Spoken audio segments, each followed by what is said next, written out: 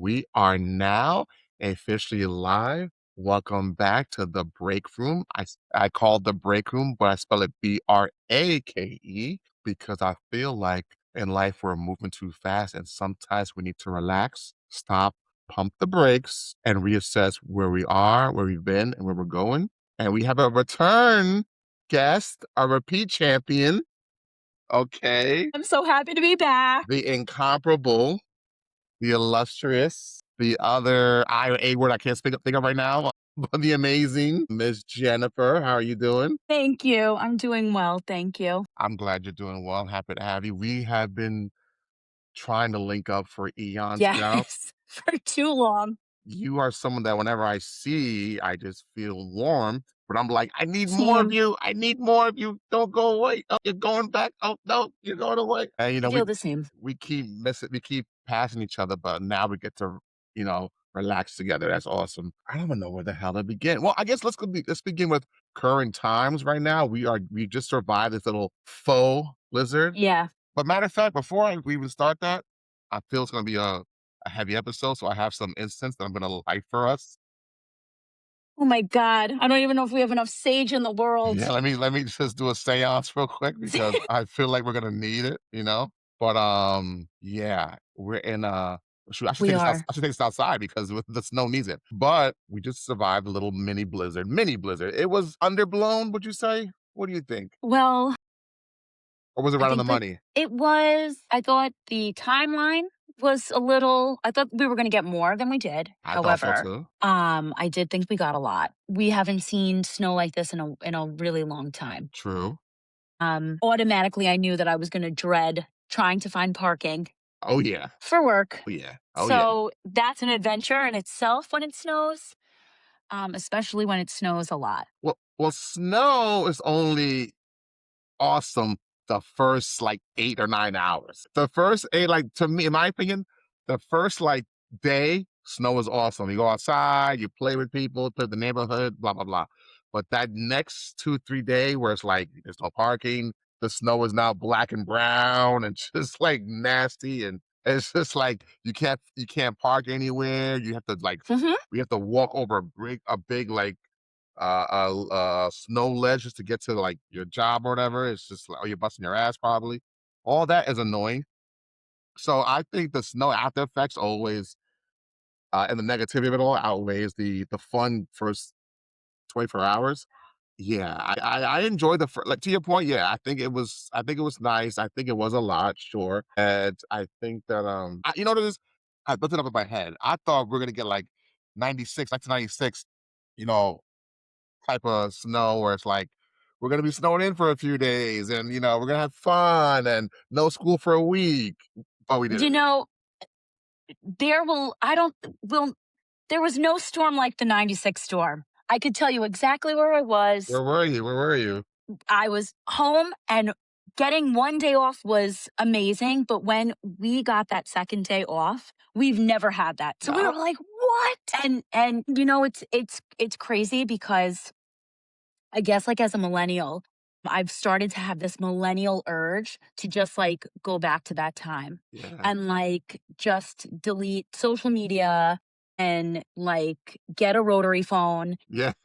and go back to like simpler times. Like and like people don't know these days about the excitement of going to Blockbuster, right? And picking out a movie and being truly snowed in Absolutely. for 2 days. Absolutely. We are as millennials the last generation to have the wonders of the analog era where we got just enough of the digital world to help us assimilate to the new world that we came into to know. Yeah. But we still have the magic and of the space of, learning at a pace, living at a pace, and having fun at a pace and not getting everything instant gratification. Like, don't get me wrong. For me, it was revolutionary to like come home in like junior high and go to AIM and talk to some friends. That was enough for me. That's all I needed. I didn't need to like have a phone nonstop with it. You know what I mean? Okay. Sorry. No, go ahead. We have a guest. No, it's all good. This is Hey. Love, everyone. Hey, Love. She's always nosy and just wants to be in the biz. I hear you. Shout out to Love. Shout out to love. Sorry, guys. No, but I like But you. I yeah, go ahead, go ahead. no, go ahead. No, I'm just saying, like you, I also wax poetic about our millennial era. You know, like with Lauren, I show her Snick. I show her, I show her Are You for the Dark? You know, I show her different stuff from my child. I'm like, this is what you missed. Like Right. blew it. TGIF. Yeah, How TGIF. how Friday nights or Saturday mornings you had the cartoons. Absolutely. It's just, I'm having that millennial urge so bad I know. lately to just It's fu- like go ahead. reconnect. Yeah, and it's funny you mentioned cartoons. I just saw a video of some dude. He was saying how like millennials were perfect in absorbing certain content because like me growing up or us growing up, I knew a lot of Looney Tunes content, even though that's from the 40s and 50s. But I guess he was trying to say because we grew up in an era where cable TV kind of really blew up, cable networks needed content to fill the space. So we got a lot of old content where like, Yeah. if it was like 8:30 o'clock at night, I'd watch Archie Magini, and Yes. or Yes. I Love Lucy and because we Yes. got it all. We did. I remember when I was a kid, I would watch Nick at Night with my dad, and we would watch all of these old shows like Car 54, Where Are You? And the Patty Yeah. Duke Show. Daddy Duke. I grew up on, and the Munsters. Those were shows that The I grew up on. monsters. Hmm. And I just remember at nighttime watching those shows. You had your cat, I had my cat. Hi, Charlie. Sure. Yeah, she's chilling. Can you grab her? But yeah, she is like she's my hip. She is my hip. Yeah, She's she's so all over me. cute. She's awesome though. She's awesome. She'll drive me crazy, but she's awesome. I know. I love you too, but I gotta go. Listen, this is how would you call it? Prophylactic 101. Expense 101. It's this is Thank you. all right. But I like you grew up in that era Yeah. of I was able to like we were the bridge as far as millennials. We were a bridge from analog to digital, and I'll always be grateful for that. Like I see young kids today that I have as paras or just colleagues or even just friends, and like they only know fast absorption of Yes. content, Yes. and I'm thankful I don't have that. Yes. I watched a documentary on Netflix called Buy Now. Hmm, And it was very enlightening on how, as a society nowadays, overconsumption is insane, and how we got here from when we were younger, where stores would only have to worry about putting out new product maybe every 6 months, to now it's every minute. right. I agree. And yeah, and how like these companies like Amazon with the buy now with one click. Which I've gotten God for, by the way. Like, oh, why did I say that? Same, Why did I do that? same. It's a very enlightening documentary on how I now you said. we are, yes, buy now. It's just a very eye opening on how, as the consumer, we're Mm, getting played. okay. Like, we're basically the mice in this experiment of let's see how we can get people to buy as much as they can and stuff that they don't need. Mhm. Interesting. Yes. So after I watched that, I tried to have a little bit more of like a conscious effort of not over consuming Mhm. and just getting what I really need, which like brings me right back to that like millennial Right. urge. Right. I'm glad you mentioned that because I have found myself at times like, I guess getting sucked into the new age of just consumption where I'm like, "Oh no, I'm doing too much and I'm doing what I shouldn't be doing." So like I like you have to make a conscious decision to pull back and realign myself. It's funny you watched that documentary. I watched one recently. It's a little more fun, but it was a documentary on Netflix as well. I don't recall the name of it, but it's about a group of friends in Rhode Island in Providence that they in 2003 they found a like little nook inside their mall, like a big mall that had just been built. And in that mall, they made their own apartment. Yeah, they made their own apartment for like a couple years. Wow. I just like just lived in the mall for like years, and it was like a little experiment. Like it was a dare first, a dare, and then they said, Yeah. "Let's see how long we can do this." And they got furniture. They found a way to put it in up, and they snuck in there, and lived in the mall for like a couple years, and it's interesting. So I don't know the name of it. I'll get it for you, but check it Yeah, out. It's on please. I'd Netflix. love to It's watch on it. Netflix. Yeah, a couple people just say, "Yeah, let's do this." And I wonder, like, what if you, Jen, were able to live in the mall in your early 20s? Is what would you be doing at the middle of the night if you've got a hunger, like a little midnight snack? Where are you going? Well, I'm going to Annie Ann's. I'm going to Annie Ann's. are you? I'm going to Annie Ann's. Going in the back. Annie Ann's is so good. Cinnabon, and actually, if I was craving a meal, RIP to the ranch ones. I don't know if anyone has ever been to a Ranch ranch one? one No, beside. I Yes, never have. they had it in the Galleria Mall. Rest in peace, I know, but they had it at the Galleria Mall, and I worked at Bloomingdale's at the time, and I Bloomingdale's. would go there for my lunch, and I loved ranch one. It was like grilled chicken sandwiches, fresh grilled chicken sandwiches, like they'd make them for you right there. The No kidding. fries were amazing, and the honey mustard, chef's kiss on point. Chef's kiss. But Really? I think they went out of business. Ranch one. I don't know Ranch Ranch one. one. I know Quiznos, I know Blimpies. I was a Subway king at one point, but Yep, I don't know Ranch One. No, never heard that's of it. it. I'm curious to know if anyone out there Yeah, knows if Ranch you one know Ranch besides One, me. let me know. Let me know. I'm gonna Google it now afterwards, like Ranch One. I loved it. Now I loved it. you mentioned Bloomingdale's, I did. and I'm glad you mentioned Bloomingdale's because I was talking to some parents the other day who never worked retail, and I'm Thank a God to them. God for the. I say, oh, you guys live a good life. Yeah. I am a Modell's alumni Okay. out of high school, in high school actually, with in and out high school, and then I am a Home Depot alumni, and that was day shifts and overnight. So Oof. I was trying to tell my colleagues like, there's a certain reps you get in life from working in retail. There's a Yes. certain toughness you get from working Black Friday and And just yeah. we're And stocking, staying till midnight staying and till not midnight. leaving until the racks are clear. The racks are closing the store down, and so Yeah. what can you tell people about the good, the bad, or ugly of working retail, whether Bloomingdale's or anywhere else you did? I think the good of it was I met some really cool people Yes. and I really learned endurance there. The bad and the ugly were, because, yes, the bad and the ugly were the hours because they could be long, Yeah, the customers the customers. because they could be very snippy and rude. And I was a girl in high school who just wanted to try on clothes and leave. Yeah, who didn't? What was the discount? Was there a discount? Yes. So the discount, I don't know if it changed. We'd get 20% off. And then every once in a while, we'd get these weekends called double discount weekends, Double where it was like discount? our a 20% on top of our other 20%. I'll take that.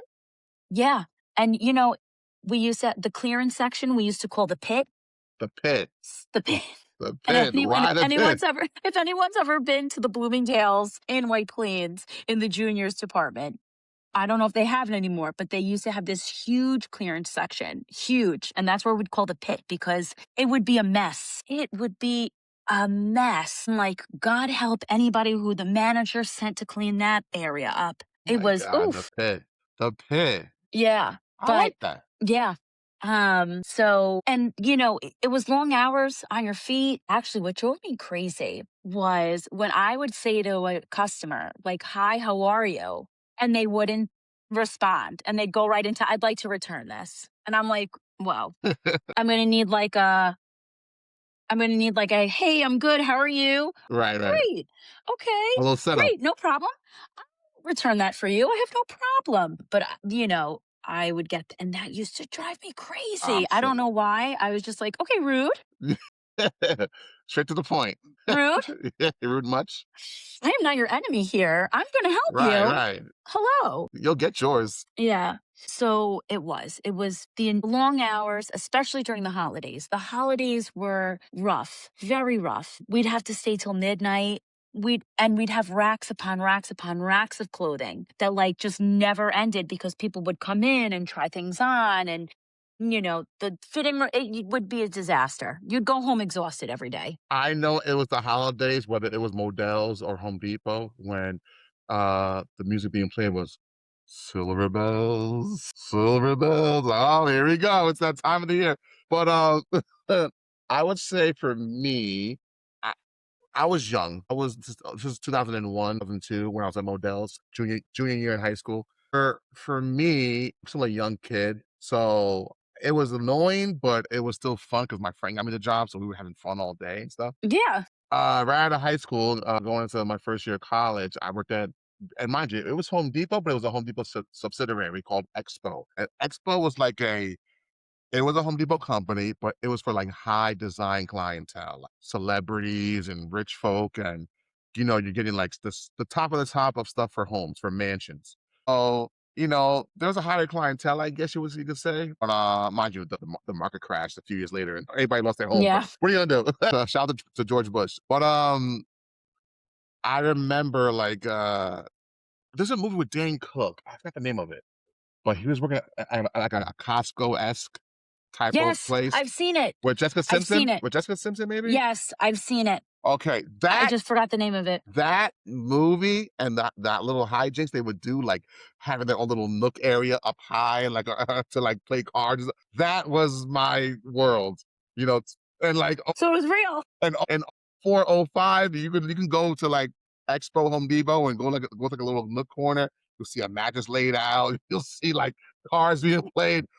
Your manager, your boss has a beer, like, "Come play." It's just like, so what's going on here? But deal me in. But, it was just madness, but it was fun, nonstop Now I'm fun. sad I didn't get to work there. It was nonstop fun. I mean, and then what happened was first the job was in like Rockland and Nanuet, and then that store closed. So we went to Jersey. I'm like '05 ish. Mhm. And and where we worked in the Jersey location, it was right next door to a Hooters. So the Hooters staff knew me and my coworkers. We walk right in. They all knew naked, hot, or drums. We got it. Come sit down like They that. knew the order. They That's the knew the order. best. I said, That's "Yep, the best. I got 15 minutes That left." is the best. So, but yeah, good times. But yes, to your point, closing that 12:30 to 9:30 shift Mm, or overnight sometimes, it's just like, oh my God, get me out of here. Get yeah. me out of here. And like you said, the customers, I'll never forget one of my old coworkers, good dude. He was like a couple years older than me. So he was schooling me on some products, and we were with like faucets and like bathroom, stuff. And he's talking to a customer, all right? And he's telling her like, "Oh yeah, you need this, that, and the third, blah blah blah blah blah blah." And the faucet in the word is this, and she keeps grilling him with questions, inquire. I can tell he's running out of answers, so he's like, "Yeah, just use the flux capacitor. Buy the flux capacitor." And I'm like, "The flux capacitor? Where do I know that phrase from? Where do I know that phrase from?"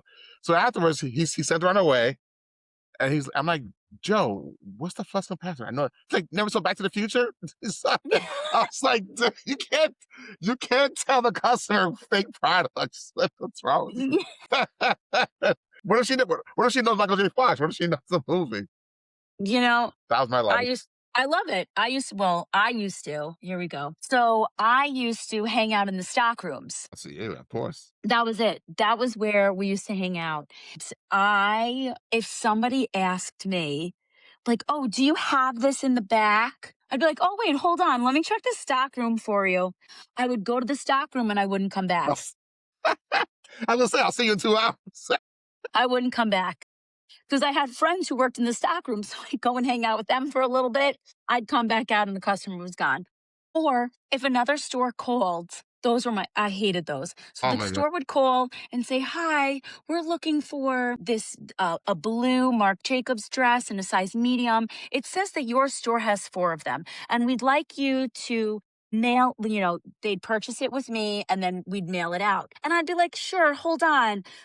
Let me get all of that information for you." So I put them on hold and I would never pick it up again. So My if nobody got their dress or their size, that was me. And I was hanging out in the fitting rooms, learning dirty Bulgarian words my God. from my fitting room attendant friend. My God. Oh, my fitting rooms. Oh, I can only imagine, like, end of the night, you go to the fitting room and you gotta clean up stuff that was left there probably. I can't even tell you some of the things that we found Oh my in fitting oh, rooms. I didn't even dare to think about that. They are probably some of the grossest areas. My God, I can't even think about that. Hmm. Just even thinking about that. Mhm. I Yeah. can't tell you what we found Now mind you throughout my time there. now mind you, Bloomingdale's is pretty much mostly clothes where with models there were sporting goods, which is why I worked there. Mhm. There was, apparel, and then there was footwear, obviously, and I usually work in the sporting goods department, so it's like basketball, baseball, mitts, anything athletic, right? But I used to say to myself, 'cause my boy here with things in apparel, I used to feel for him because, customers would come in, put the medium shirt here, put the large shirt here. This belongs in the women's, but I'm throwing it in the men's. I'm just like, "What are you doing?" Or coming in and messing the clothes up that was folded neatly. Welcome to Bloomingdale's. I can imagine. Oh, poor Jen. But now with Home Depot, we had like little intercoms where we could like speak to the phone and then afterward they'd go in the like lot there. So my boy Joe would be like, Sphincter says what? Oh, you hear live, Sphincter says what? Oh my God. Yeah. Just play it. Um, it was great. It was I really awesome. enjoyed my time It at was, Bloomingdale's. yeah, I yeah. I You need enjoyed those it. reps. You need I those did. retail reps. I enjoyed my time. Like I said, I met some really cool people. I had some really good times. People I I loved know it. to this day, I got friends to this day from, like, Home Depot. Shout out to Miguel. Like, I got friends, Yori too, bona fide Yeah, friends where it's like, right. I'll never forget these people, and I don't. We still talk to this day, so shout out to retail. You need retail, guys. You need retail You to do. drive you They cra were in the trenches yeah, with you're you. in the They trenches. know, right. It's awesome, And beautiful. believe me, retail is the It's trenches. the trenches, yeah, I'll never go back. I'll never go back. Me neither. I'll go to Russia instead, like, "Alright, I'm out." I'll just go skiing in Russia. I'm over it. But yeah, to your point, speaking of Russia, I mean, it's been rough out there with with the weather and the snow, and Mhm. it's been annoying as hell. I know you dealt with an annoyance of the day was shoveling. Can you tell me about it? Did. Did. So I was helping my neighbor shovel out her car. Being a good Samaritan. I was helping my neighbor shovel out her car, and I just finished up cleaning my car. So, I turned my car on, I cleaned it off, I shoveled my spot, I put my keys in a pocket in my jacket, but I forgot to zipper the pocket. I think, Jeez. yep. So, as I'm helping her, they fell out along the way, and I threw Oh, them in a 4 foot, probably 3 car length long snow pile. So I was out there for a good 4 hours, 2 hours shoveling, and then 2 hours looking. looking. And then at one point I was like, should I just double dare it and like dive right in like I'm in the slime? Double dare. Oh my God. Should I just double dare it? But I unfortunately didn't find them. So I had to get all new keys for everything, which was so much fun and so expensive. Jesus. Mind you, sidebar before I continue. So you said double dare. This is my Saturday morning lineup on 30 years ago, 35 years ago. I wake up, get my cereal, boom. I go in front of the TV, Saved by the Bell. I want to know what happened with Zach and Kelly. I want to know. Have they? Yeah, I want to know what's going on. Then I watch a few more NBC shows, because they would go from like just different shows every other few years. I'm like, all right, I'll watch you guys too. And then I'll go like maybe watch like a Saturday morning wrestling. And then I'd probably go to what's that show that it was like people like competing with like athletics, gladiators, American American Gladiator. Gladiator. And then I probably didn't go outside till like 12 o'clock because there's so many shows in the Yeah. morning I was watching. But all right, Yeah. it's time to go outside now. But so just you saying double dare, I'm like, oh my God. Double. Yeah. But anyway, I feel bad for you. Just Murphy's Law. When shit goes bad, it goes bad. Like, really? Really? My keys? Really? And so I was talking to one of my friends yesterday, and I was telling her like my just my whole key trauma. And Key trauma. she was telling me how her pipes froze and she was waiting for a plumber. And she goes to me, life on life's terms. And I said, "Oof." Woo! I said, I felt that. Yeah. Wow. Yeah. It's life on life's terms. That's beautiful. Beautifully dark. Yes. Yes. And I, I said, yeah. I felt that with my soul. Yes. Right. She's a poet. So she is. She is that Jane. Shout out to Shout Jane. out to Jane. Oh my God. Yeah. So that's what she said. And I was like, absolutely. Like Absolutely. and actually, like all of 2025 for me, I feel has been life on life's terms. Like you got to deal with it. Gotta deal with it. When you first told me that, you lost your keys in the snow, I immediately got angry for you because I'm like, I know they're gonna overcharge her. I know they're gonna for a replacement. I Of know it. course. I freaking know it. There's Of no way they're not course. to. So when I saw you, I was like, how much? 280? And you were like, no. How much was it? 300 300 for a little object that's like this. for a 2012 Honda CRV key. 2012. Not even like 2022. Okay, it's got some new thing, whatever. 20. 2012, And babe. you want to run me 300? This is a racket. Yeah. This is a racket. Yep. So it cost me quite a bit to lose those keys on top of God. house keys, on top of getting a new key, like a new fob for the gym. I had to get a new everything. Oh my god. Oh my god. I feel that when you said 300 to me, I was like, "Oh my god," I felt that, like, Yeah, 300. I went through something a little more nefarious, but just as disappointing a few months ago, like 2 or 3 months ago. It was still warmish out. Okay, so where I live, there is a bike rack under my building, but there's Mhm. also a garage where you can, like, store your bike, you pay for it monthly, which I do, and it's more secluded. But the bike rack in the building, it's open to the public, but it's still under the building, so you'd have to, like, weasel through the building to even, like, to see it. Right? Yeah. But for months, I would leave it there if I got lazy instead of going to the garage. So then, like, one day I go outside to my bike and I take me and my daughter to school. And I feel I'm going slow. Why am I going so slow? It's whatever. So then it's like lunchtime and I'm curious. I'm like, you know what? Let me go downstairs and check my bike. So I go to my bike and I squeeze the tires and I see it's like flat. It's flat. And I'm like, okay, maybe the front tire is flat. And I squeeze the back tire. That's flat. So I'm like, things are not accidents if it's twice. Right. You know what I mean? So you have 2 things that are flat, 2 tires. So I said, "Okay, something must have happened." So that I take the bike to a local shop, and the guy shows me, he's like, "Look." He's like telling me in Spanish. He's like, "Cortado." I'm like, "I don't know what that means." And he's cut. And he shows me like a knife slash. And I'm like, "Really?" And I know what it is. I know what it is. My bike is a newish bike. It's like a year and a half old, Mhm. and it's a nice bike. I shouldn't be saying this out loud, but it's a nice bike. I'm inviting the wolves, mind you.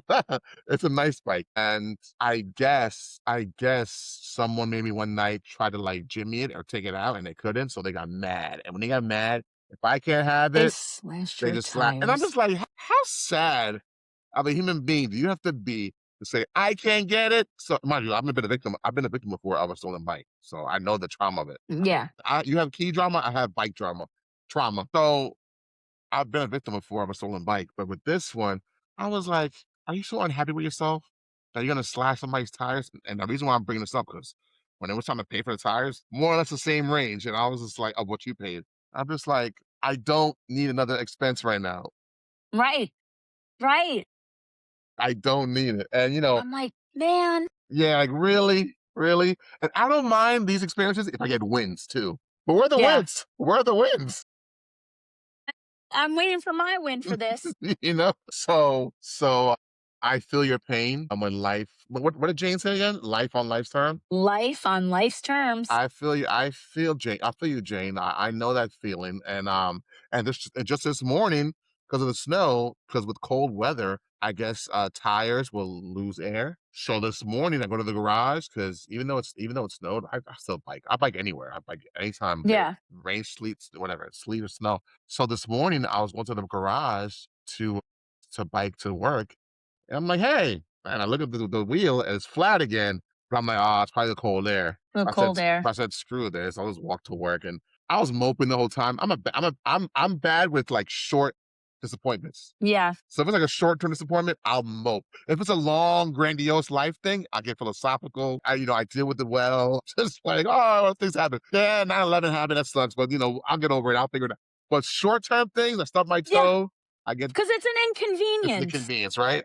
It's the inconvenience of it. Like, I cried.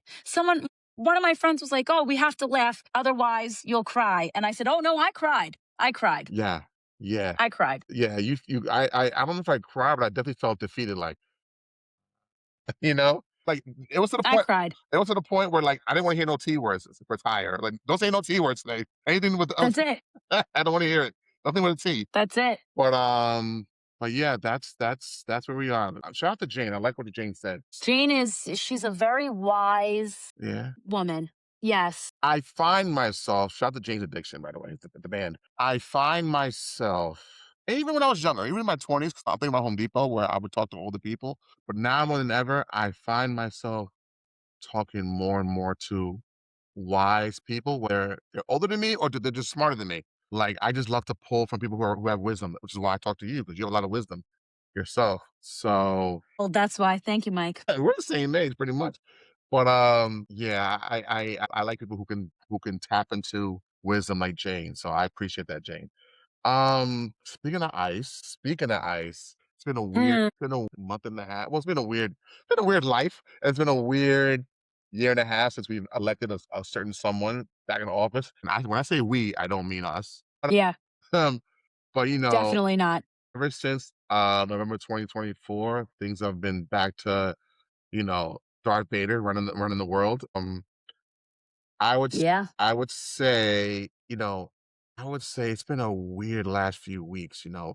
I just wanna say that whole thing well, let me just say this. In December of 2025, a month ago, a gentleman from LA, I think he's a black dude. His name is Keith Porter. It Mm-hmm. was not on camera. It was not on camera, but he was unfortunately, shot and killed by ICE, by Mm-hmm. an off-duty ICE guy. I don't remember the details behind that, but I know it was an innocent killing on his part where, like, he was just being him and a civilian, and ICE is ICE. But what we saw in the last few weeks was on camera this time. Yes. We saw a young lady, Renee Good, a young lady from Minneapolis, and we all saw the video. I'm sure you saw it, right, Jen? Of course, I saw the video. Unfortunately, of a young woman, a young mother. Her and her partner were in Minneapolis, and Renee Good was a young lady who was trying to move away from a scrum with ICE, and she was executed on camera. Mm-hmm. She was murdered on camera because it seems like with our new administration or our returning administration, he and they are on a warpath to try to find illegals, the rapists and the criminals and the so and so, the violent illegals, and deport them back in mass and with no due process. And unfortunately, good people like Renee were out there fighting a good fight, and she was like murdered on camera. Mm-hmm. And that alone for me was tough to watch. Before I continue, what did you feel when you saw that? Me, Yeah, anger. anger, right? Anger. Not only anger, how these masked thugs, because that's how I view them. Mhm. To me, they're that's not law enforcement. Right. No. Thugs. They're not qualified. It's whoever wants to sign up. Right, right. And it's scary that people are out there protesting and people are getting killed. And then there's no justice that comes from that killing. Yeah, it's like it's just well, let's move on or oh, they had it coming or whatever. And what's going on in Minnesota right now is, to me, how everybody's just coming together and standing up against ICE. And freezing weather, mind you. Right. In freezing cold, schools are canceled. People are showing up in droves. To me, you're understanding the assignment, because to me, every American Absolutely. should be scared right now, Absolutely. because if it can happen in Minnesota during a protest, it can happen anywhere. Anywhere. It could happen here in New York. It could happen in California. It could happen anywhere. And if these people are killing civilians Mhm. without a hesitation, without a second thought, on camera, Camera. can you imagine what's going on in detention centers? Right, right. Can you imagine what's going on behind closed doors? I think a few people have passed away recently in detention centers. I'm reading about one in Yes. Newark and everywhere. Yes, they have. That is scary, because to me, it is not a Democrat Republican issue. This An is American issue. we are fighting for our freedom. Mhm. people, they are rolling back our freedoms, and Civil liberties. I don't, and it's just, I don't understand. Maybe people are more enraged than I think, but I am angry at this. And TikTok. I don't know how many people use TikTok. I stopped using TikTok because they rolled out, so TikTok is now owned by one of Trump's Cronies. friends. Yeah. Yes, they are monitoring everything Yeah. on TikTok now. If you agreed to their new terms of service, which I did not, Right. if you agreed to their new terms of service, they track your location. They know your gender identity, your political beliefs. Yep. Yep. Yep. Yep. They're tracking people. It's Big Brother. It's Big Brother on 1,000. It is. It is. And like sometimes I feel like, right? It's a privilege. It's a privilege to not say I don't do politics and oh, it doesn't affect me. It's a privilege. Absolutely. However, I always believed, right? And here, that's the beauty of our country is we fight for everyone. Absolutely. I agree. I agree. It's a pet peeve when I hear I don't do politics. Okay, but you do care about your state of being and who you are and where you Right. live, and you argue about potholes in the street. You argue about your wage and all that stuff. That means you, on some level, you do care. Right. Well, you care about politics when it affects you. Yeah, when it affects you. That's when people will care. Yeah, yeah, yeah. You know, to your point, yes, it's scary. We should be more aware as society. There's just so many of us have been asleep at the wheel as far as just being in tune with what's going on within our local communities, if not national. And we are, as a nation, reaping what we sow because I can tell you as a man, heard so many guys. I heard verbatim told to me from an acquaintance, I can't vote for Kamala. Why? Well, what if she meets Putin one day and he wants to have sex with her? How will she defend herself? I said, what? Well, you need a man in office because he can defend himself against other leaders where she might be susceptible. Susceptible to what? What are you talking about? What are you talking about? There were so many archaic people or archaic reasonings to not vote for a woman. And a lot of this is misogyny. A lot of the reason why we're here today, we are, is because of misogyny. Because God forbid I choose a woman as a leader. God Yes. forbid I choose a woman to make tough decisions. For a lot of guys, a lot of people, not just guys, by the way, a lot of people, because women too there's women out there who have told me like they don't trust women leaders. I've heard women tell me this at a particular workplace that I don't trust women leaders. I don't trust them, and then sometimes you have bad apples who don't make a good case. But it's like, no, that's an individual. That's not a woman. She's not defining all people, or he's not defining all men. These are individual Hmm. people. But I guess people are so lazy, they put things into boxes. Yeah. And that's it. I'm not trying no more. I'm not trying to be open-minded anymore. And it's just like, Yeah. here we are. And this election, I heard a lot of, well, I didn't vote. Yeah, I heard that too. I didn't vote. I But mean, now, what his policies are affecting the people who didn't vote. And now I'm like, you did vote in a way. right. And I got that a lot. Oh, I didn't like either candidate, so I didn't vote. Tell me on that. And I'm like, well, A false equivalency. he put out what he was planning on doing, and he has done everything that he has set out to do. And I tell people that he didn't lie to you. He didn't. He didn't. People, I think, and I've gotten that before too. Oh, you're overreacting. He's really not going to do it. Well, because if you know me, you know that I can get on my soapbox. Sure, True, we the people girl. sure, But, I just, I am so passionate about embracing everybody's culture and how sure. beautiful it is to be able to experience different cultures. Absolutely.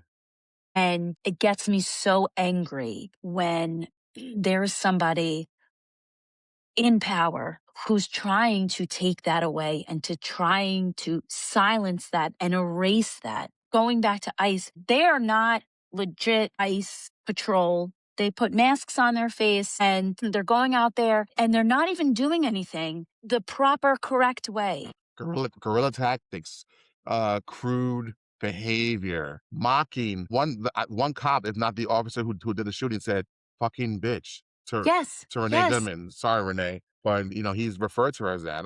Even in the moment of a hysteria of a violent situation that you're involved in, you would think, "Oh my God, this just happened. Let me collect myself." No, you're still angry Yes. as her lifeless body is driving off to a tree. Like, Yes. how crazy are you?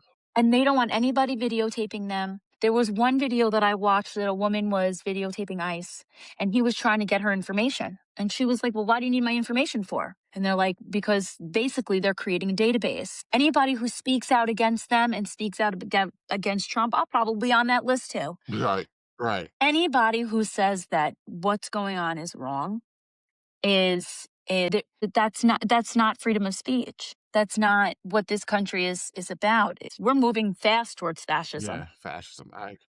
and we are moving so fast, and I don't think people realize how fast. Yeah, they don't. They don't. I think they're still blinded by it won't happen here, or I got my new Jordan, so I'm okay.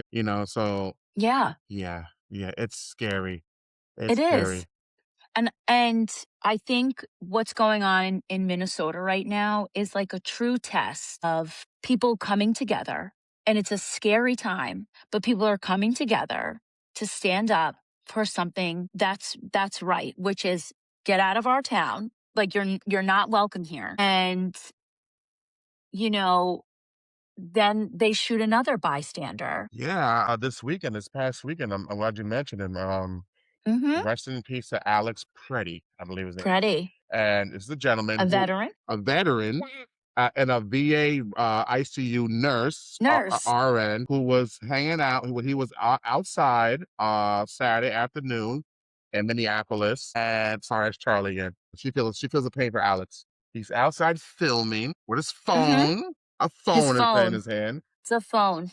and as he's filming, I guess there's a scuffle with a woman nearby, and he helps her up and is defending her, and he gets put down by like eight or Mhm. nine cops. Mhm. He is a registered gun Registered. owner. Mhm. Shout Registered. out to all my 2A, Second Amendment, my gun is my right, and yeah, blase blah, which it is.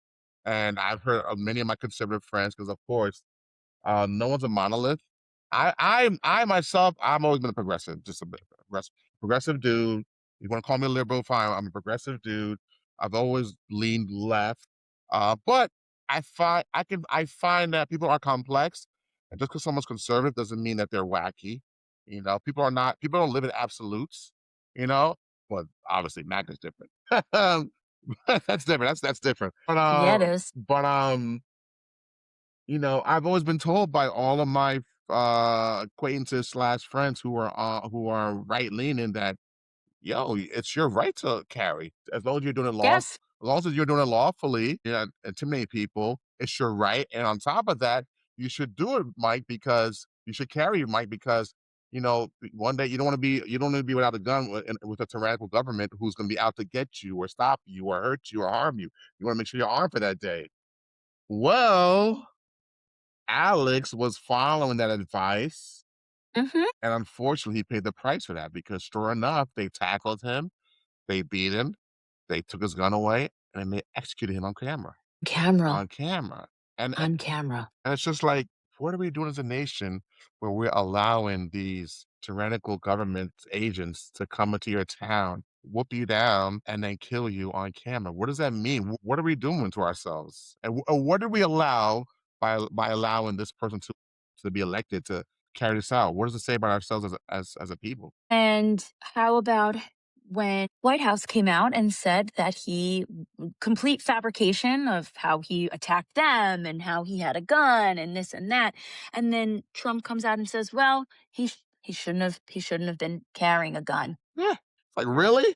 And it's bad when the NRA Come out. is and siding with more of like a democratic stance Dance. of so it's very scary. Very It's scary. very scary because these to me untrained professionals are, and they're rounding up anybody. Yeah. Sound familiar? Right, A right, certain type of right, group right, right. I mean, we've heard about that they're rounding up around and and ripping families apart. Sound right. familiar? So And putting them in these detention detention centers. centers, yeah, yeah. What history will repeat itself in some shape or form, and it's crazy how we're not respecting that, remembering that, and honoring that. Instead, we're just following history for what? Because people are saying that there's an idea out there. It's been out there for a while now called the Great Replacement Theory, where there's an idea out there with a lot of right wing people where like I'm talking about hard right Mm-hmm. where there's the idea like there's a great replacement theory where America over the past couple of decades has gotten more brown and we're losing some originals, some people Please. who founded the nation, we need more of them here and we need more Swedes and more Nordic people and less brown people and Sound familiar? right. And it's just like and by the way, as someone who is a man of color, I'm a proud black man and I'm a proud man of different variety as far as my upbringing and identity. I will say that how do I say this? I've had experiences in my life where I've had either acquaintances or I've had people where I talk to them, and you would think they're progressive as well. Or you would think they would have the cultural context to say, because of my shared history with them, they should be more progressive and aware. Mm-hmm. But what I've learned also, Jen, is that some people don't want progression. They just want their turn to crack the whip. You know, they just want their turn. Like, yeah, my great great great so and so was a slave, and now I want my turn to crack the whip. And so there's people out there of all persuasions who have hurt inside for the most stupid reasons, and are quick to divide versus come together. And I saw this with some of my not friends, but I saw this with people in community that I share with. That some of them would vote for Trump. I'm like, what are you doing voting for Trump? Like, why? What do you see in Trump? And what do you think he sees in you? And a lot of this, Yeah. a lot of this is like jock culture, you know, Yeah, the male rage. male rage. I'm an incel, I don't get girls or I don't talk to girls and he makes me feel like a man. I feel good when he talks to me. It's like, yeah, but he doesn't care about you. It's like one. Yes. It's like one, he doesn't care about you. Two, he looks down on you too. You know what I'm saying? And it's just like, I don't know how it was for you in high school, but there were certain people who idolized popular people, which they couldn't tell you why. They couldn't articulate why. It's like Mean Girls. It's like, why do you want to be with Yeah. what's her name? I love her by the way. She's the same birthday as me. What's her name? Rachel McAdams. Regina George? No, Rachel McAdams. Do you know You ever seen Mean Girl? Yeah, Mean Girls. She was wasn't she Regina No, George? that's Rachel McAdams, the blonde hair, the mean girl, the main mean girl. Regina George is the other girl with the lips. Oh, I know who you're talking about. No, that's not her. It's Rachel McAdams. What's Notebook? Ryan Gosling, Notebook. Yeah. That's Rachel McAdams. And now her character in the Mean Girl, but she was the bitch popular girl who her friends couldn't really even articulate why they hang out with her. Right. It's just this group think of like, let's follow her or let's follow him. But really, there's no reason why. There's no really reason why to follow Trump. He's a failed businessman. Yeah. He was born on third base. He's failed businesses time and time again. He'll turn your back on you when it comes to like Of course. foreign issues, whether it's with like Putin or whatever. He's shown you he's not a Christian person. He'll fumble Bible verses. He's not really your candidate. Not only that, he had I think what he did was he tapped into the Midwest and The flower people states, who, right. And he tapped into these people that are out of work and angst. right. And a lot of like that male rage, and Hmm. sounds familiar. This is the problem. This is what's causing your problems. Hmm. These people, this group, these outcasts, and he sees anybody who's not a straight white male Hmm. as an outcast. Right. Right. These people are the problem. Illegal immigrants, the problem. transgender, the problem. Your anger It's is their because fault. of them. It's them, yeah. And we have to get rid of them, and then you'll be okay. They're the reason you're out of work. Yep. And for Rachel and for Renee Good, she had a partner. She was, I guess, Hmm. either LGBTQ, and so for them, I knew once they said, "Oh, she's LGBTQ," I know they're going to try to paint her as a crazy radical leftist or whatever, and I'm like, "Oh, Yes. here we go." So then when Alex happened, I'm like, "What are you going to say now? He's a Yes. gun owner." They had a video of him praying over Yes. a veteran who passed away in the ICU. I'm like, it could be the most perfect victim, and you'll still be like, "No, And he's getting a lot of they're getting a lot of backlash oh yeah, against, and from all sides. Republican, do I think that things are starting to crumble? I do. However, a little slow for my taste, but yeah, well, forget it. Not even a little slow for my taste. First of all, we are in 2026. The fact that sitting here and we're still discussing like that there is no real unity. I don't know. Maybe I'm living in my own like fantasy world. yeah, But it's like, and you want to know something? Newsflash. I don't blame anyone for my problems but me. It's not because of a different culture. It's not because of a different gender or based on who people love. I don't blame my problems on anyone. And that's the problem, is that he tapped into, look, these people like different. And it goes back to same thing like you said. There are a lot of women, and I have friends who have voted for Trump. And I'm like, but why? Number one, you're a woman. Number two, you guys have daughters. And like the fact that like reproductive rights for women, and regardless of people's stance on abortion, whether it's religious or whatever, hmm that's fine. Once again, the beauty of this country is that you're entitled to your opinion. And if you do not believe in it, you do not need to get one. right. But do not take that right and that access away from people who want it and for people who need it. I think we have, as a country, also too, have a real problem between the separation of church and state. Tell me about it. We have forgotten that they are supposed to be separate, and religious beliefs are not supposed to be the drive for our Policy laws. for policy. Correct. I agree. Correct.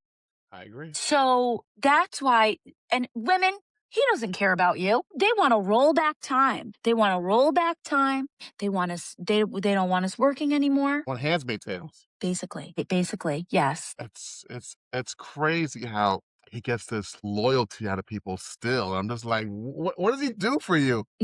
I think, and it's sad, is that I think that people who still truly believe in him, in my opinion, you don't believe in him because of his politics. You believe in him because of what he's doing. He's doing. And that tells me who you are as a person. Yeah, you're more aligned to him than I even imagined. That's one. And two, maybe this is fantasy, but I have, and maybe you have too, coming up in the dating world. I've had people who I knew didn't have my best interests, that they weren't good for me, and I just kept believing in them. Even though there was clear signs of like, no, you need to leave. I'm like, Hmm. she's wacko. You're not gonna help her, you're not gonna change her, and she won't evolve with you, Right. and she's no good for you. And it's like, no, no, no, no, no. And you still vouch for her, even though she's like making a mockery of you. And I've been that person where it's like, you need actual pie on your face before you woke up. And I'm like, when is it going to be the voters' pie? Like for these, I think I think sadly for some there will never be. And I could use my father as an example. My father voted for Trump. He watched Max every night. And yes, I know. And when I would try to debate him on something and try to bring up a policy, now my father was a working class plumber in a union. really, of all things, yeah. Okay, make it make sense. Right, right, right. He's not for you. Right. He's trying to cut Social Security. He's cutting Medicare. He's cutting Medicaid. Yeah, he's not for you. He's not for you. But my father was believing. And even when I would say, He's doing this. He's gutting the Department of Education. He's going after my students. He's trying to hurt them the most by defunding the programs that they need. And he just wouldn't. And I'd be like, okay, well then we're done talking. Yeah, and it's always sad when folks cannot even, like, properly articulate their reasoning. Right. And he couldn't. He couldn't. Or he would recite something from Newsmax, and I would say to him, you need to watch a different news source Yeah, to get maybe like a different view. because just so you know, full disclosure, outside of my core stuff that I watch that are, like, probably progressive leaning, if not stronger than that, I'll entertain myself, not with Newsmax or Fox News, but I'll find people who are, like, moderate slash a little conservative, and I'll just listen to them, I'll watch their show, just so I know what the chatter is outside of my world, Yeah, so in case I ever am talking to somebody, I can already know their point of view and tangle with them. But, like, if you're just, like, staunchly, like, only Newsmax, only Fox News, whatever, that's it. So you don't there's a whole world out there you don't know of people doing great things, fighting the good fight, or having different point of views that may interest you as a union member. But I hear you, Jen. It's oy vey, it's crazy. Can we, can we sure. Yeah. I don't know what it was, but it was you were mind you, we haven't been in the same building for a while as far as working, No, but I felt you were gone for a while. And I was. I don't even remember how I was able to obtain you or get your grasp. I don't know if I text you, I don't know what it was, or maybe someone told me first. But then I came to find out that, you were grieving, and that's why you went around. Can you tell me what happened? What's Sure. going on with you? Well, my dad passed at the end of October. Yeah. I'm sorry for that. Thank you. Rest in peace to him. Thank you. He broke his femur, Oof. went in for surgery. However, he had a double knee replacement the week before. And he had some blood clots that formed in his lungs. So when he broke his femur, it was the odds were stacked against him. And he made it through surgery, but unfortunately his body couldn't handle, I guess, the after effects of surgery. Yeah, he went into cardiac arrest when they tried to get him breathing on his own. And Okay. One, my condolences. I'm sorry. I'm sorry you went thank you. through that. Yeah. I'm almost thinking like, fuck, was it even worth it getting the surgery? Like, oh, you had to get it. You had to get. He had to get it. So he had to get it. I think that they put it off for as long as they could, which was like a couple of days, but the femur bone, it's like they had to fix. And he wasn't in the best of health anyway. And the surgery took very long. It was a very long, extensive surgery. And I just remember we thought that he made it.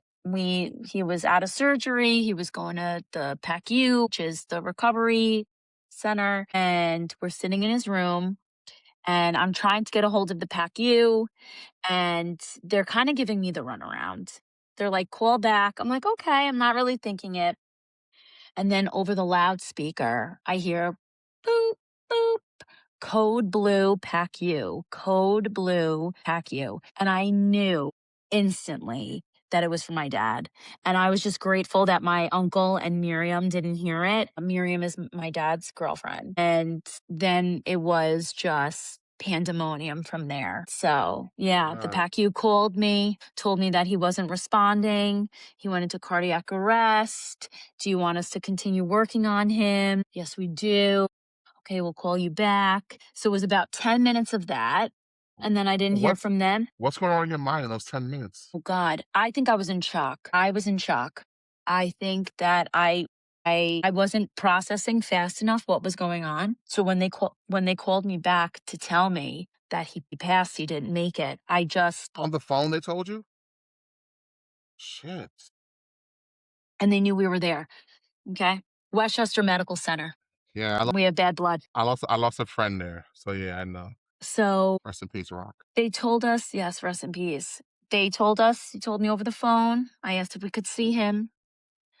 Um, I was, I was quiet. I was silent. My uncle and Miriam got on the phone right away and was calling people. And I just remember like being in this state of shock and that like I'm crying and I'm texting and I'm not texting a lot of people. I texted my friend who was also one of my advisors at work, letting her know that I would not be in due to this turn of events, Right, and another friend who was checking in on my dad. right, Other than that, I didn't say anything. I right. actually, believe it or not, I still have some friends till this day that don't even know what has happened because I am a person who I'll tell you if I see you, Mhm. but I'm not You want I'm broadcast not it. going to. Yes. I'm not one of those people. So yeah, so I was just silent and in shock for the I'm night. sorry. I couldn't believe it. I thought he was coming. I thought we made it. We Mhm, made it through surgery. We mhm. made it. They stitched him up. They wheeled him out. They made it. He made it. So yeah. So that was a hit, and it was kind of like a turning point for me because I went from being Jen, a member of the family, to Jen, the head member of the family, who now takes care of Affairs. all, yes, affairs. And I'm talking about the property that my dad lived at, taking care of my uncle who's neurodivergent. Um, you know, that has now kind of fallen in my lap, and I have no problem doing it. Especially with my uncle. I love my uncle. It's a lot. It was a lot. And it was, like, somewhat sudden. It wasn't like a Yes. long disease that you prepared mentally Nope. for. Nope. It's Literally right after surgery. fuck. Yeah. So we Sorry. had a lot to unpack, and it took me a bit. It took me a bit to unpack that. The rest of 2025, I really had to like sit with it and go through it, and things like that. I kind of like went into a shell a little bit. Yeah. Spent a lot of time with family, which I think was needed. Yeah. So, Um, Again, I'm sorry. I'm sorry you went through that. I'm operating from a place of privilege because I have both my parents. In 2010, '09, 2010, my mother, well, in '09, my mom like lost her job. And the reason why she lost her job is because there was like a stretch of like weeks mhm, of her not getting out of bed. She wasn't getting out of bed. She was staying in bed all day long. And then she was just like, she just didn't like care to be mobile and get out and just do anything. So lo and behold, my dad had to forcefully take her to the hospital. She had a frontal lobe, a tumor in the frontal lobe. It's the size of a golf ball. mm, And she needed surgery. And the surgery was like touch and go, like, we can do this, we can do this, and then not make it out. yeah, And I remember the days leading up to the surgery, like, me and my sister had to do, like, financial things on her behalf, mhm, her affairs in order just in case and blase blah, and I was like, "Oh, this is serious. yeah, This is serious. She might go, and I should prepare myself mentally for this." And I remember if you remember, like, in 2010, like, in the winter time, there was a bad storm, like, sorta like this, like a rough storm where, like, there was snow everywhere, and she had a surgery in NYU, downtown, and I never saw my father cry yeah, until even when his mom died the year prior, he didn't cry, but I never saw my dad cry until we're in the ICU, the surgery room or surgery hall, and the doctor comes to us, and I'm already thinking like, "All right, let's just have it out now. Let's see what that they say," but I'm sure it's the worst. And he was like, "Oh, she made it. She's yeah, recuperated." And I saw my dad break down in happiness, and I was like, "Oh shit, he's crying." I'm like, "Oh, this is real." And I said to myself, like, "Oh, I need to appreciate life because yeah, this shit is fragile." And since then, I've been trying my best to take time to, gather myself when I get too stressed out and remind myself, hey, someone next to me doesn't have this or that and the third. I'm blessed and they aren't, and I need to be appreciative of that. So, I used to love hearing your stories about you and your parents. I know your mom and dad divorced when you were young. They did. I used to love hearing stories about you and your dad, you and both your parents, because you have such a colorful way of illustrating your childhood. I used to love it. I used to love listening to you talk about your family. So when you told me what happened, We were a wild when bunch. when I learned what happened, and I was like, "Fuck," I was like, "No, I don't want that for anybody, but especially with someone who like you, who enjoys life, who is Well, thank you. very positive and upbeat." I didn't want that for you. I was angry when I heard about what happened to your dad. I was angry because I was angry for you. I was like, "Fuck, man, some people don't deserve this kind of shit." And of course, death is promised to all of us and all our family. But I guess the vain part of it was like, "Not now." Yes. That's how I felt. Not come on now. She don't deserve that. And in the months past and the months afterwards, how are you coping? How are you grieving? What's going on with you? Well, I think we're hanging in. I'm doing the best that we can. I miss him and I'm sad. However, with that being said, my uncle and I were there for him that day at the hospital when he was going into his surgery. So he texted me. I was supposed to go to work. Mm, And he texted me Wednesday night saying, I want you here.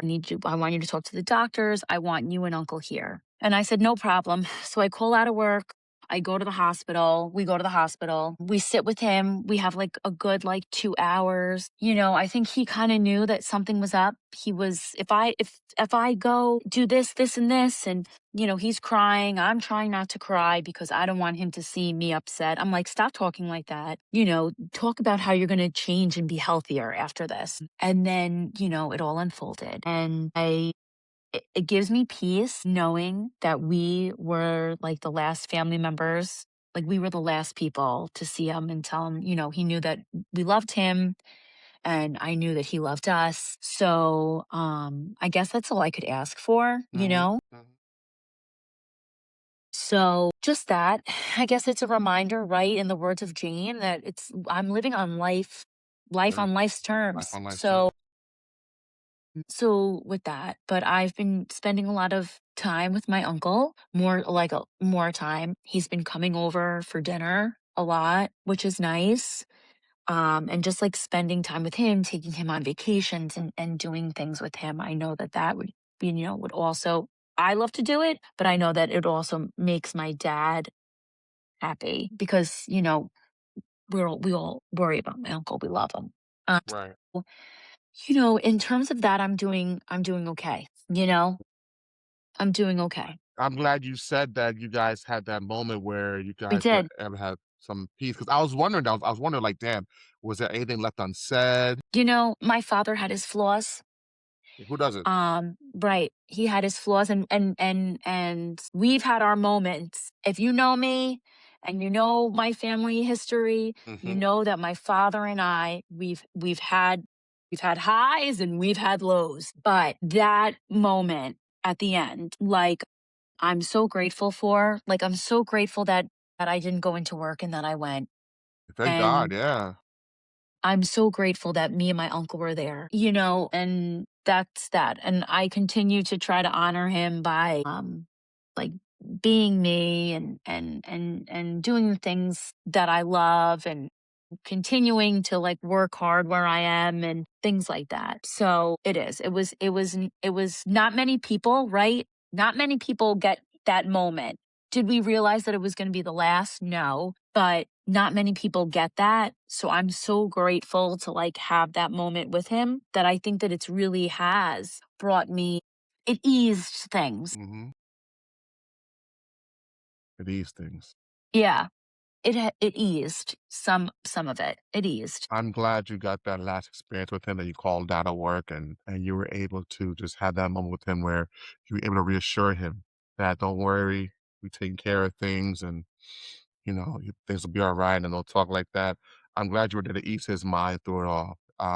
You were godsend for that. So just hearing you talk, it reminds me of my mother in a way, because my maternal grandmother, so my mom's mom, Mhm. she passed away in '96. from AIDS. So if you ever see my ribbon right here on my arm, it's supposed to be red, but I gotta get it recolored. But it has her it has her name. Red's, Red's the top of the car. I know. but I love it. Yeah, so I have a red ribbon on my arm, and the reason why it's a red ribbon, I mean, on my shoulder or arm, whatever, is because she was sick and she was like feeling under the weather in like '96. So she went to get she went to the hospital and they gave her blood transfusions, but of course they gave her the wrong blood. And Hmm. this is not 2026 AIDS where you take some pills and you're fine. This is Right. you're 90, like you said, well, you're a millennial like me. You remember what it was like in the '90s with AIDS epidemic. It was like if Yes. you get it, it's over. Yes. It was an instant death It's in that sentence. sentence. The reason why I'm thinking about her right now, my grandmother, is because with my mom grew up with my grandfather. My grandparents, they split early in her life. So my grandmother was a baker and a person that had her own business. But my grandfather was like an educator, he was a teacher, and because in Haiti, you speak French for, business, doctors, schools, but in the street, you speak, like, a street language, Creole. Well, because, he taught French, he was able to travel to, like, West African countries that speak French as well, go to Paris and then teach. So he and his siblings, they were all educators. So my mom moved around a lot early in her life, and he had custody of her. He took her, like, he was just like, "I'm taking her. I'm taking the kids, and we're gonna go travel around the world, whatever." So my mom, through her formative years, didn't get to grow up with her mother. She would, every once in a while check in, and, it's the 50s and 60s, write letters and stuff once in a while. But my mom moved to the 70s, moved to New York in the 70s, to Brooklyn in the 1970s as a teenager. And in the 80s, as an adult, where she had me and my sister, they reconnected, my mom so she had like a good 10-year run, maybe, of learning what a mom's like, you know? Yeah. So, like, she was still, like, learning what it's like to have a mom or whatever. So I remember when this all happened, it's like, you're finally getting to have a mom, you know? It's like, "Wow, this is what it's like," and, she's doing my daughter's hair, and she's cooking for from on me, and she's spoiling him, and Yeah. I didn't get spoiled by her, but fuck it, she's spoiling him, this is awesome. And then, like, "Oh, I'll take my mom to the doctor, she's sick," and then it's a blood transfusion, and what happens? It's like the party goes crashing, and I remember the day when, because it was fast, the virus. I remember when my mom Yeah. got the news that she had passed away. Mm. It was the same defeatist thing we spoke about earlier with the keys and the, and the bike, but times a million, where it's like she put the phone down, she got the news, she put the phone down, and you could see her shoulders just like slouch. And it's like the dream was dead, you know? And I was just like, and I'm like 11 years old at the time, like, fuck, yeah, as a grandmother, it sucks to lose my grandma. But I knew then, and I don't want to pat myself on the back as having emotional intelligence at that time. But I knew then But yeah. but I knew then, like, "Oh, no, she's robbed right now. She's fucking robbed." That's as much as this sucks as me as a grandson, it sucks, this is way more traumatic and a travesty for her, you know what I'm saying? And I told myself, like, "Man, she don't deserve this. My mom doesn't deserve this. Come on, guy. Come on now." Just thinking about it, I'm just choked Yeah. up. So I'm like, "She doesn't deserve." And I remember her, like, like I said, shoulders slouched, like, you can hear my voice. Her Yeah. shoulders slouched, and she's just like, "The dream's dead. The dream is over." So I learned from Jane back then, like, life will just fucking life it up on you. Yeah. It'll life it up. So It's tough. it's It's tough. tough. So You know? so yeah, so I'm sorry that you went through that this past fall. And it's fucked up. And just the fact that it happened suddenly too, it's something that nothing I wish on anybody. But I am curious though, because you're a child of divorce. Yes. What was your mom what was Oh, so my mom also has dealt with a lot of loss this year. sorry to hear that. My mom's boyfriend of 12 years passed away in July of lung cancer. I'm sorry. He was diagnosed in June, Oof. beginning of June, and by He was July, he he was was, he was gone. yes. Oh, I'm sorry. So my mom dealt with that. And then my dad passes, and my mom was very upset. She was upset for me and my sister. She was upset for my dad. She didn't, she said he didn't deserve that the way that we went out. She was sad for my uncle. So she was very sad. My parents, they did get along. They were like cordial. My parents, when they separated and divorced, they used the same mediator, which is unheard of. Like the same, like they didn't have it. The person who was representing my dad was representing my, like they They worked it out. amicably, not a problem. Like they were very cordial. So my mom was very sad. She was very sad for me and my sister and my dad and my uncle. And I think that, I guess as a parent, she, just like I took on my new role, she's like, well, I'm their only parent left. What happens to me when I go, type of thing. So I know that that's something that weighs on her heavily, um, especially with everything that goes on with my sister. Mhm, You know, mhm. um, my sister, for those of you who don't know me, my sister has mental health and addiction issues. It's taken me, I think, a long time for me to even admit that, Why do you and feel that? in the beginning I felt, and we've been doing this for 15 years. In the beginning, you have the denial of number one, it can't be that bad, or number two, like you don't want people, it's like, I guess, like a shame. There's a shame that correlated with it, especially maybe back then. And I feel now, as I talk about it and I open up and I'm very honest about it, Mhm. I feel like it helps, because we're not alone as a family when it comes to a situation like that. So I know that my mom still deals with that, and I think now being the only parent to that is a lot on her. I'm sure. I'm sure. I'm sure. Yeah. I'm sorry your mom went through that this past year as well. Yeah. Me too. She don't deserve that either. It's fucked up. As you talk about your sister, I'm thinking about my godbrother slash cousin, Sean. Me and Sean were 3 years apart. I'm older than him. We were like 2 peas in a pod growing up. We were Ren and Stimpy, to go back to Mhm. millennials. I love Ren and Stimpy. And, I wanna say, mind you, he's intelligent, went to Cornell University and everything. He also half Irish.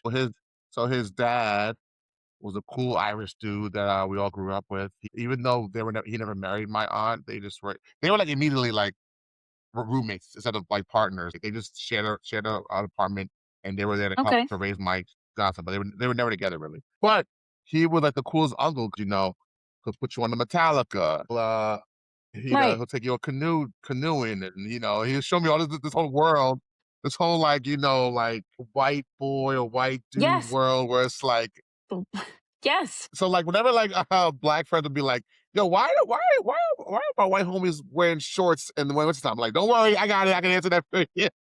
I got it. I got an uncle. I'm certified in this. I can speak to I it. can speak to it. I got experience." We're fine. So shout out to Uncle Charlie. But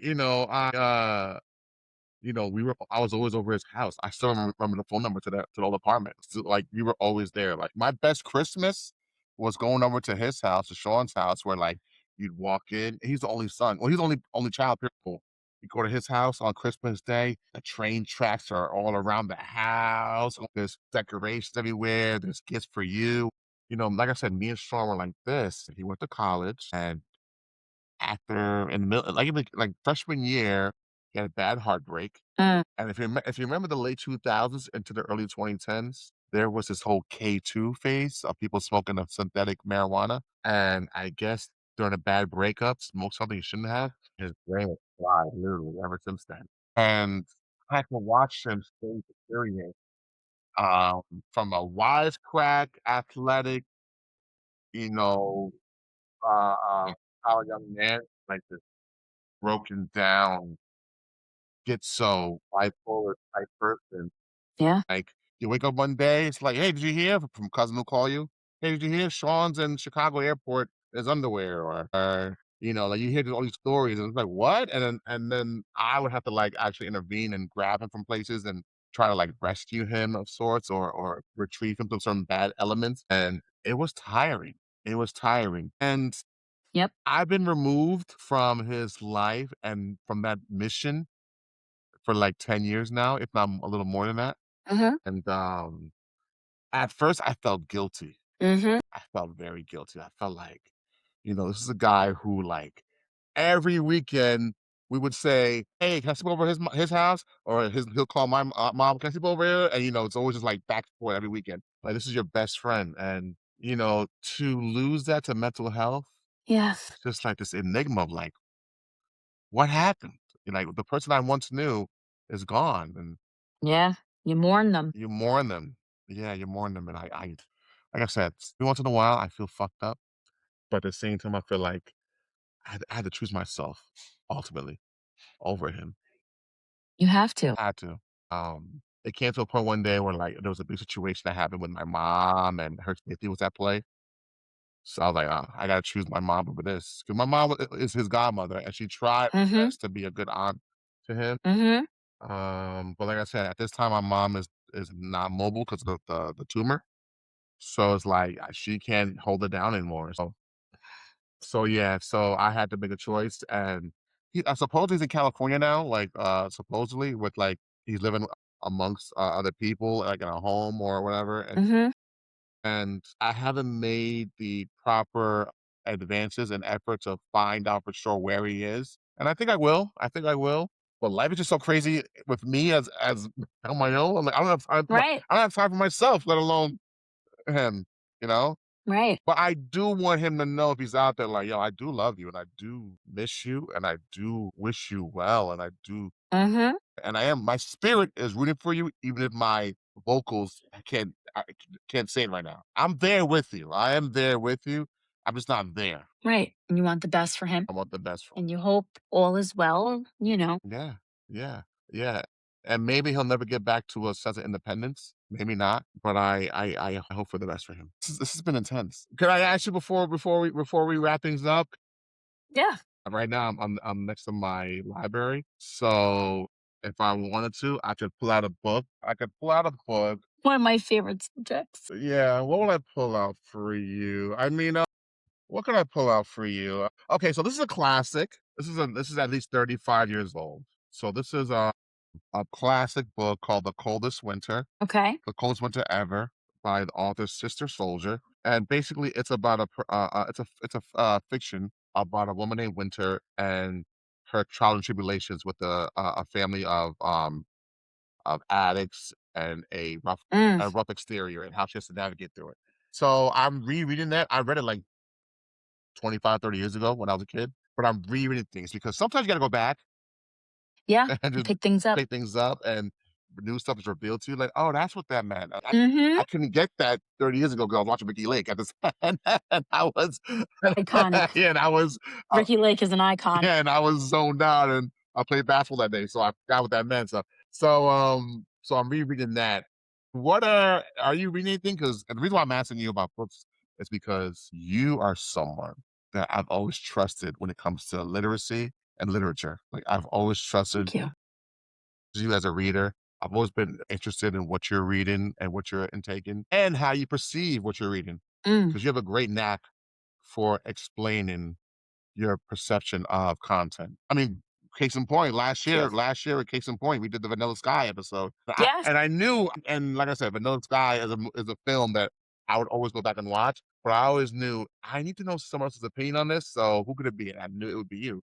So that's why I chose you. So with that being said, like, Thank is you. there anything right now that you're like reading or watching or whatever that's fascinating you? All right. Well, a few books. I've read a few couple of books. And I think that they resonate with me probably because of everything that I've gone through in the past like few months. So one book is called The Correspondent, and the book is all correspondence. So it's our main character Sybil and how she's either writing letters or emails to people in her life and how they write back to her.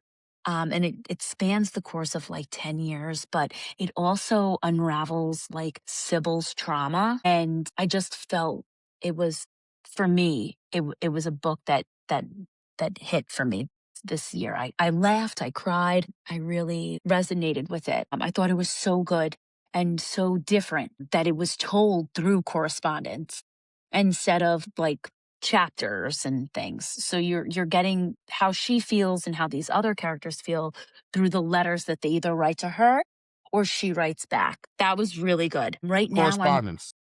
the correspondent. Yes.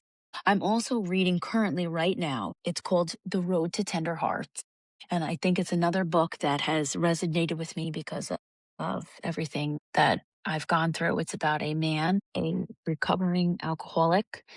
His name is PJ. Mm, And he goes on this road trip with his estranged daughter mm, and two kids that he basically got custody of, mm. and he's a mess. His life is a mess. It's dark comedy, and I'm enjoying that one as well. What's it called?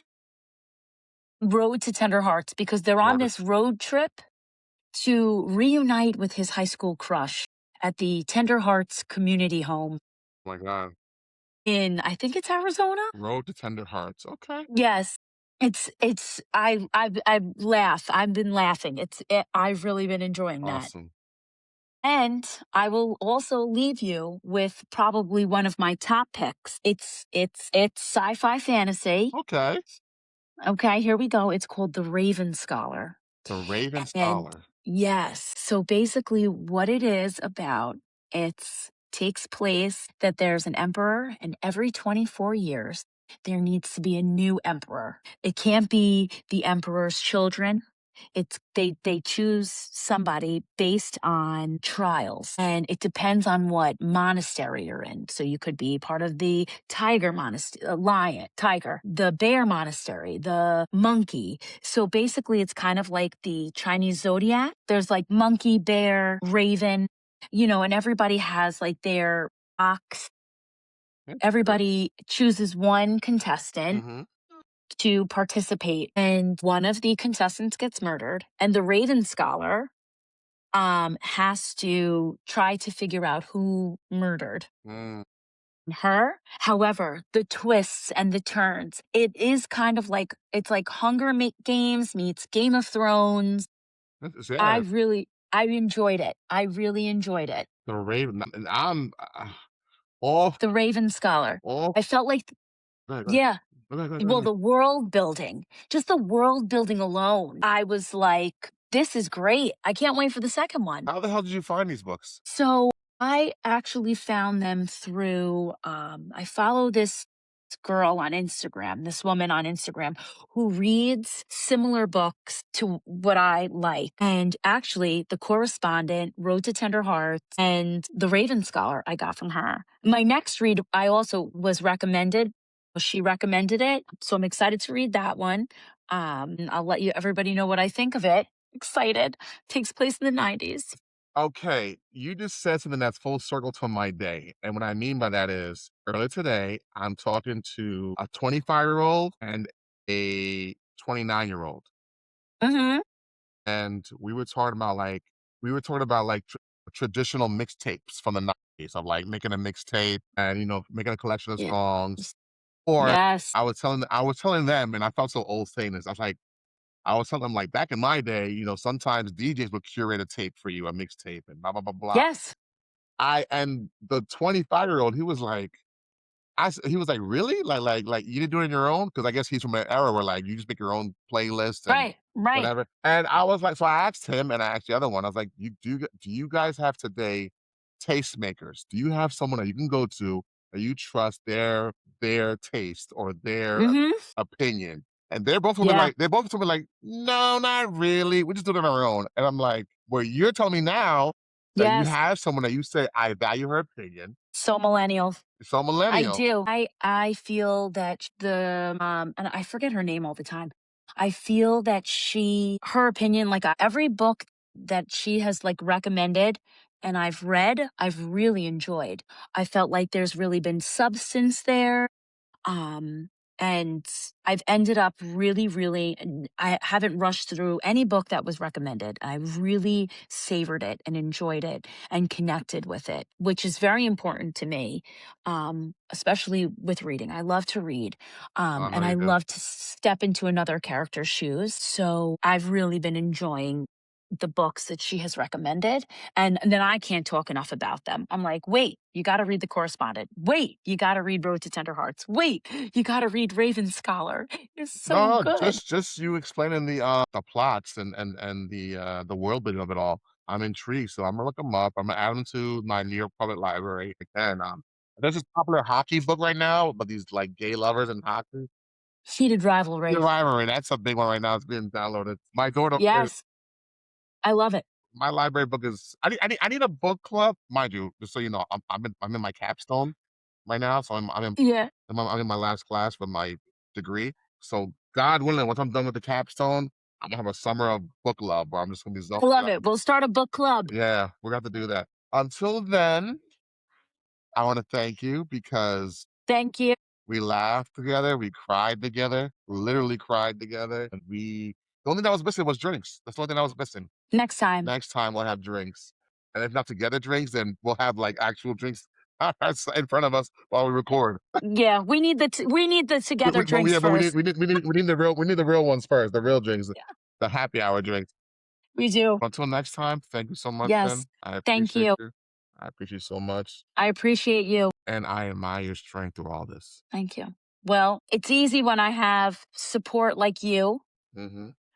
and friends like you. And just like you said before, when I see you, instantly I'm happy. You are like this light that my soul recognizes as comfort and joy and happiness and a safe place. So thank you, Mike, for always being there for me because I mean, I love you more than words could say. I feel the same way. I feel the same way. Like I said, when I see you, it's the same feeling. It's like you feel like safety, you feel like reassurance. I feel confident when I see you. And I feel like, okay, the world is not as bad as it can be at times. Because there's good people out there. And you're a testament to that. And honestly, Jen, you're evolving. That's fine and that's great.